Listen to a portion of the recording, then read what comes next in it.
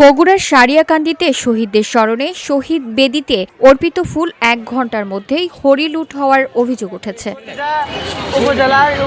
মঙ্গলবার ১৬ ডিসেম্বর সূর্যোদয়ের পর Sariakandi public library and club মাঠ চত্বরে অনুষ্ঠিত কেন্দ্রীয় শহীদ মিনারে বিভিন্ন সংগঠন ও সর্বস্তরের মানুষ শহীদদের প্রতি শ্রদ্ধা জানিয়ে ফুল অর্পণ করেন। তবে অভিযোগ রয়েছে, শ্রদ্ধা নিবেদন শেষে ১ ঘণ্টা না যেতেই শহীদ মিনারে অর্পিত ফুলগুলো অজ্ঞাতনামা ব্যক্তিরা সরিয়ে নিয়ে যায়।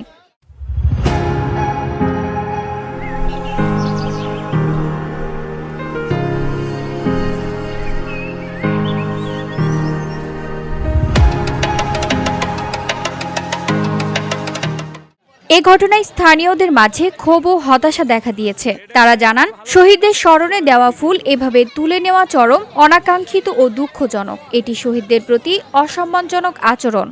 আজকে বিজয় মেলা করা হলো, বিজয় দিবস পালন করা হচ্ছে, কিন্তু দেখা যাচ্ছে কিছু সংখ্যক ছেলেপেলে উচ্ছৃঙ্খলভাবে আছে, তারা মালাগুলো সব নিয়ে ছোটাছুটি করে চলে গেল, কিন্তু প্রশাসনের পক্ষ থেকে কোনো বাধা বিপত্তি আসেনি।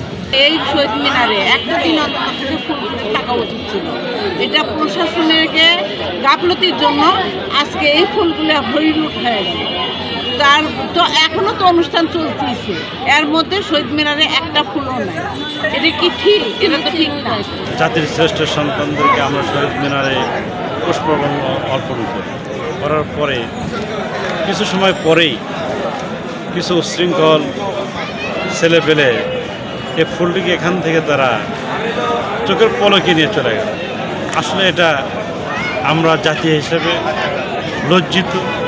স্থানীয় সচেতন মহল ভবিষ্যতে এই ধরনের ঘটনা রোধে শহীদ মিনারে সার্বক্ষণিক নজরদারি ও প্রয়োজনীয় নিরাপত্তা ব্যবস্থা জোরদারের দাবি জানিয়েছেন।